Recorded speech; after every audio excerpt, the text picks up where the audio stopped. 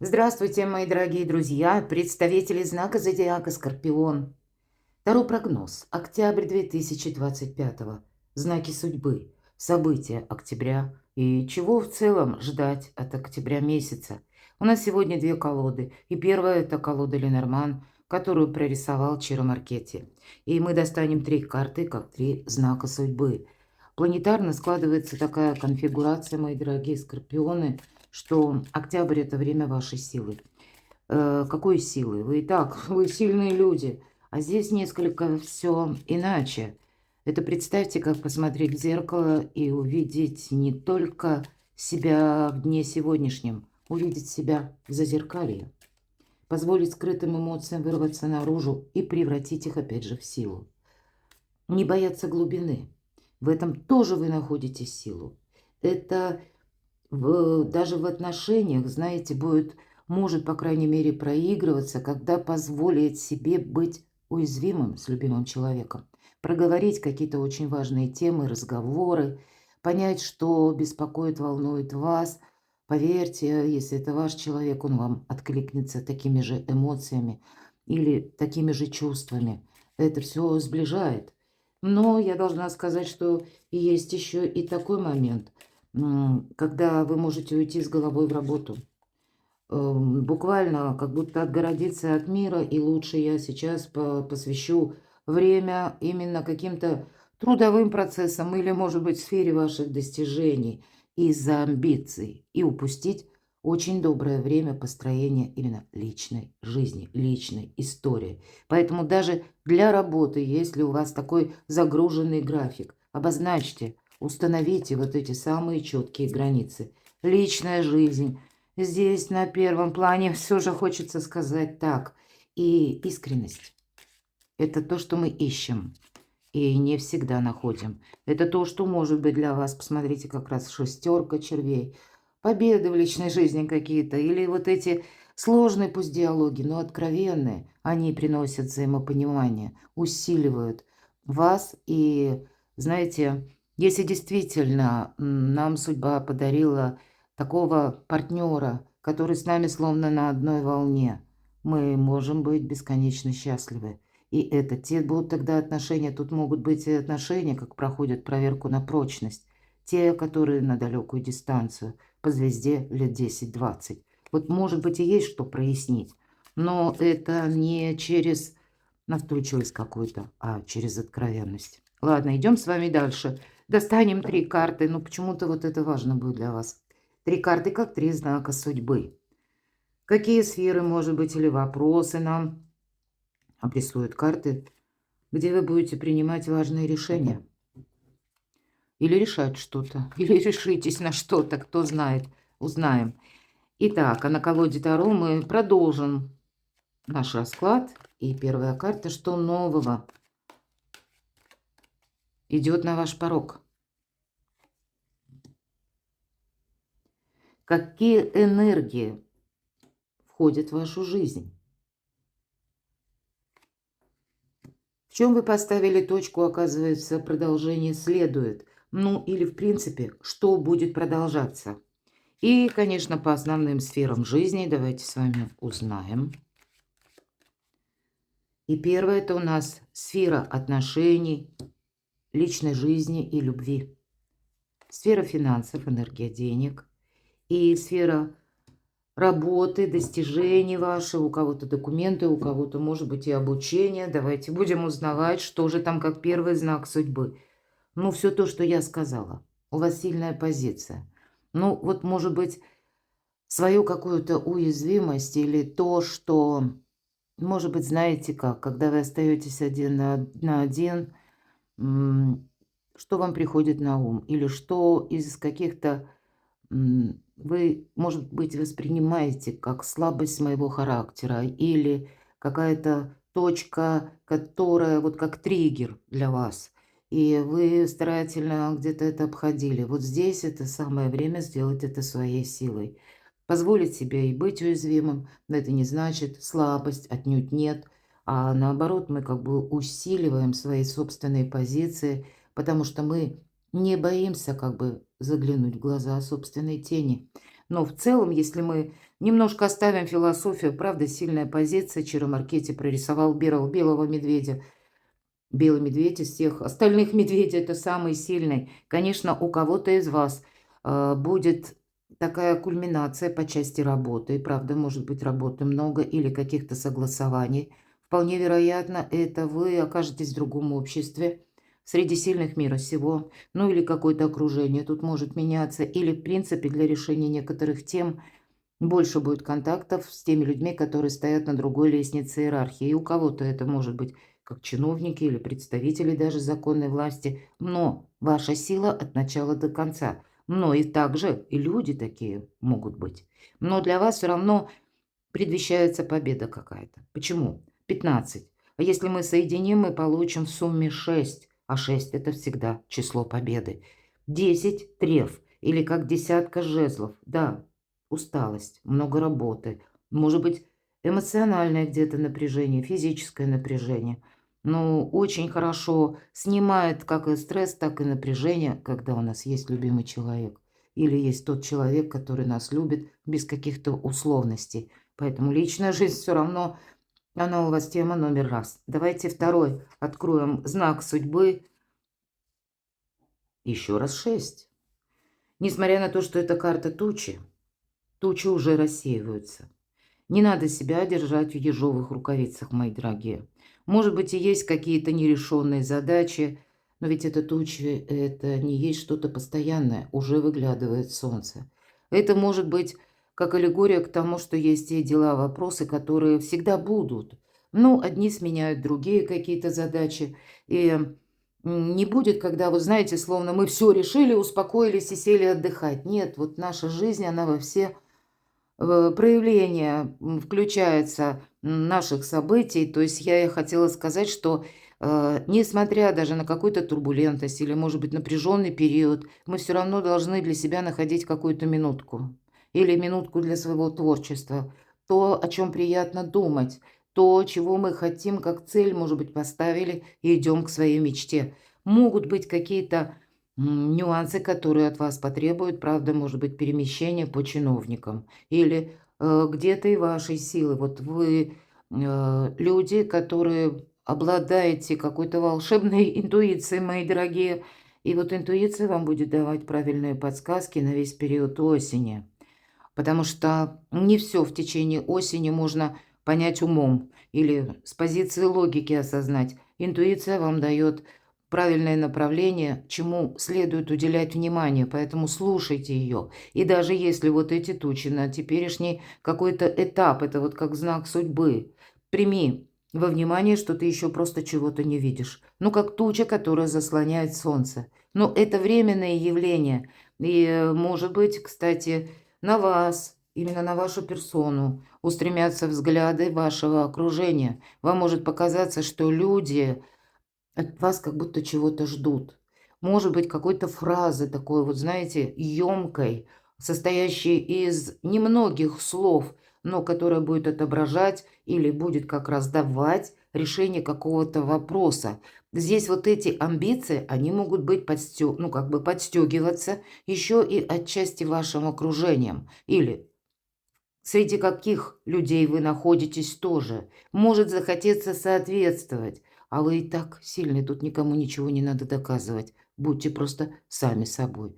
Но примите во внимание, что если вы сейчас не видите выхода из какой-то ситуации, это не значит, что решения нет.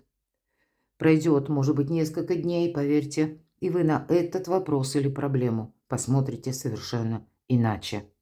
Может быть, буквально какая-то информация недостающая на день сегодняшний, ну, через неделю, а это уже как что-то прояснится, или вообще какой-то вопрос сам по себе пропадает, нейтрализуется, потому что уже не актуально. Поэтому где-то не торопитесь, не спешите, вам это будет помогать.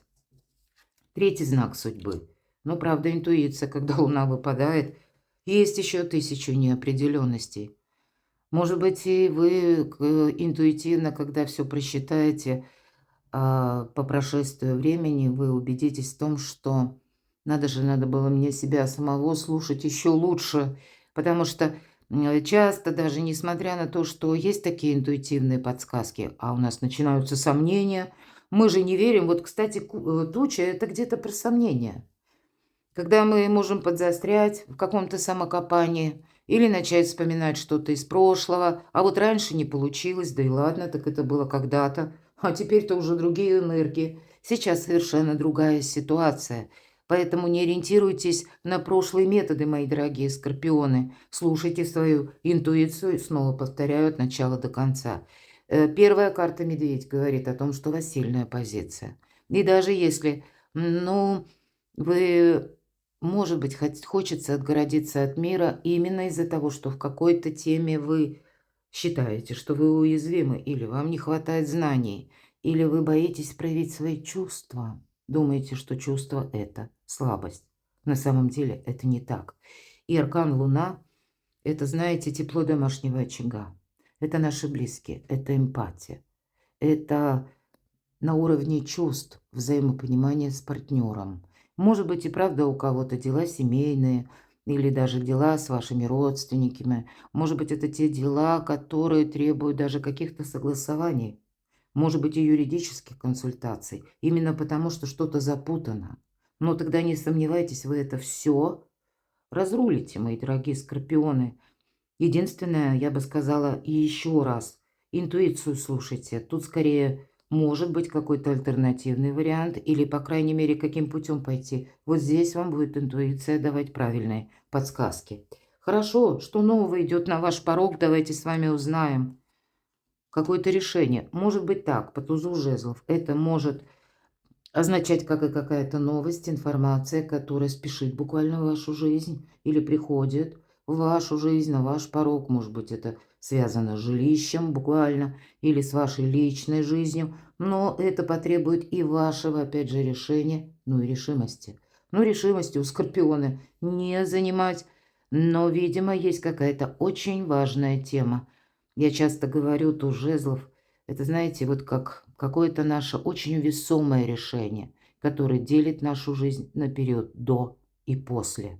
Вот, видимо, момент перехода между прошлым и будущим нас может всегда на таком пороге жизненном немножко штормить, или мы можем чувствовать себя в невесомости. Может быть, и вот какая-то проблема разрешается, да, от полученной новости или какой-то информации, возможности, мои дорогие.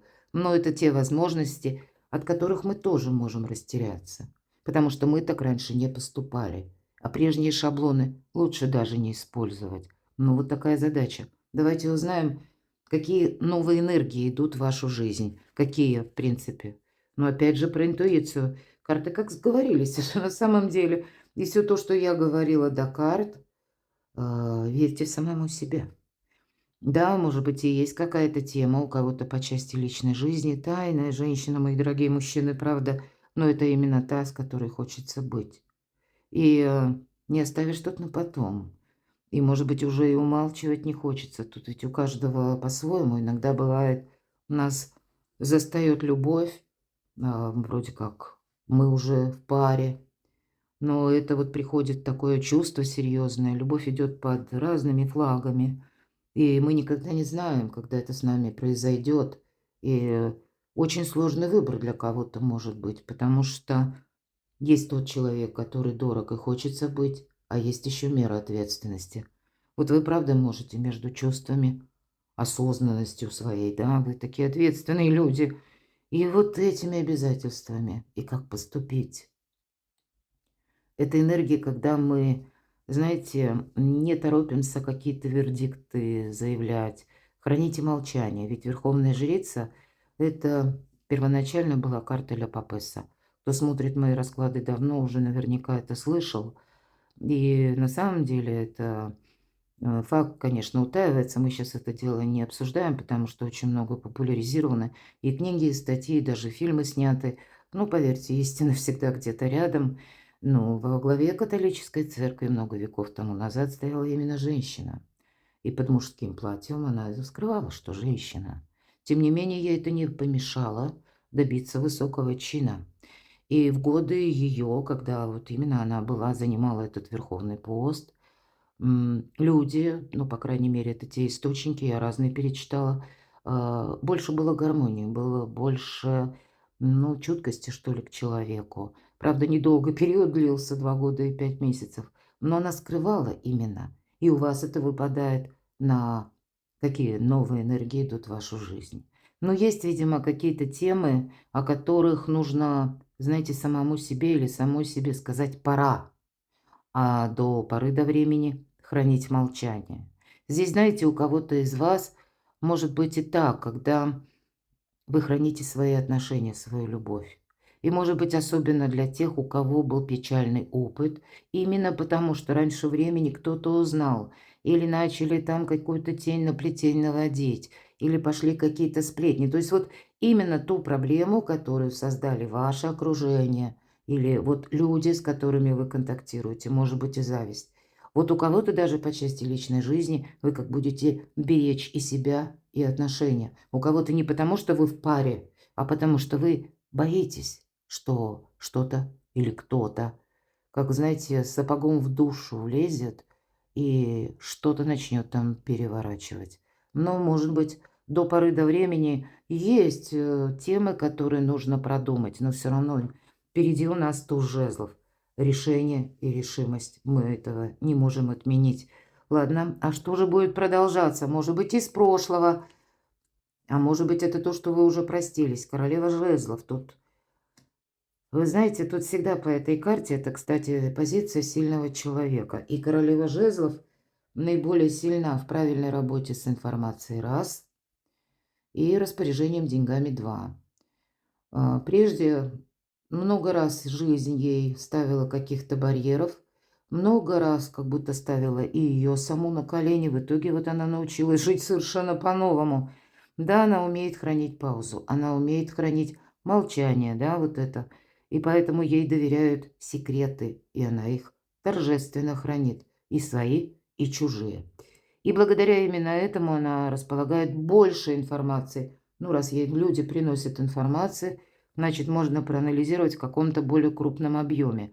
Это усиливает ее позиции и, может быть, еще ну, одновременно, как в плане денег, правильно что-то просчитать. Вот, видимо, вы будете действительно какую-то многоходовочку просчитывать или с чем-то определяться. Ну, обе карты, да, нам как бы обрисовывают женщину, мои дорогие девочки. Но это время, наверное, вашей силы. Вы будете очень притягательны. Вот как королева жезлов, может быть и так. А для вас, мои дорогие мужчины, может быть у кого-то и тайная женщина, то, о чем я говорила, или пусть не тайная, но это та женщина, с которой хочется быть рядом. И пусть даже тут мы не рассматриваем карту по знакам зодиака, но я тут вижу, скорее всего, да, вопросы работы могут быть, потому что все-таки это где-то, ну, как бизнес-вумен. Даже если меня смотрят мужчины, значит, та женщина, которая самодостаточная. Не получится из нее сделать домашнюю кошечку никогда. Но уважать, вот, видимо, ее какие-то чистолюбивые устремления. Здесь что-то должно быть на равных. Ну, вот такой интересный расклад. Буду благодарна вашим комментариям. Хочется узнать, а что же тут у нас по личной жизни. Королева Пентаклей – это та, которая умеет сказку сделать былью, а из любого хаоса отстроить порядок. А ведь правда у кого-то из вас могут быть в целом отношения, которые на долгий срок, которые ведут к браку. Иногда королева Пентаклей будет говорить именно о наших супругах. Или, мои дорогие, если меня, допустим, смотрят уже люди, которые имеют пару, имеют и детей, то это тогда по личной жизни это какой-то полный баланс. Конечно, я допускаю вопросы дома, жилья, вы тут можете что-то улучшать, переделывать или делать более комфортным. Но это еще и вопросы творчества, у кого-то вопросы работы на дому. Может быть, как вторичный заработок, может быть, это вы что-то изучаете, никому не говорите. Тоже вот по части, ну, не распространяться, наверное, по части идей, да. Счастье и удача любят тишину. С одной стороны, так, да. Но если мы говорим об откровенных разговорах, имеется в виду это не всему свету по секрету, а с тем важным, любимым человеком, который рядом с вами. Но королева Пентаклей – это именно олицетворение порядка или какой-то целостности, или, может быть, когда вы будете что-то организовывать в личной жизни или в работе на дому. Или, может быть, это какие-то темы, которые будут касаться ваших родственников. Но вообще очень стабильная карта. И я могу предположить, не так уж много. 1 месяц, мои дорогие. В каком состоянии вот вы входите по личной жизни в октябре? Наверное, это где-то так и будет продолжаться. Но есть некоторые темы, которые все-таки требуют вашего внимания. Может быть, это лежит на грани вот как раз вашего зазеркалья. И здесь так одним махом не решишь. Но явно какие-то отношения будут продолжены. Это для всех. Или, по крайней мере, выйти из одиночества. Если кто-то в сольном варианте, вам может очень не хватать вот такого душевного, открытого партнерства. И, может быть, это вы решитесь на то, чтобы расширить границы собственного общения или позволить людям новым войти в вашу жизнь. А дальше вы разберетесь. Но тогда, если вот именно как выход из одиночества, когда у вас вообще нет партнера, ну тогда вот искусство мелких шагов вам и прислушаться к интуиции помогает вам тоже определиться. Ладно, сфера финансов. На финансы, наверное, какая-то очень интересная может быть либо история, либо такая история с продолжением. Действительно, тут амбиции могут вас захватить, потому что что-то буквально идет само в руки. Может быть, период такой, когда и много работы, но вроде как и денег можно заработать. По аркану колесница тут вроде как не теряя времени даром. Ну, поэтому я допускаю, работу загруженной вы будете. И это может несколько мешать и личной жизни тоже. Ну, так если это искренние отношения, вас же будут тут и понимать, и поддерживать. Но если на деньги, да, тут может быть как новый способ заработка. Нам ведь карта говорит, не оглядывайся назад.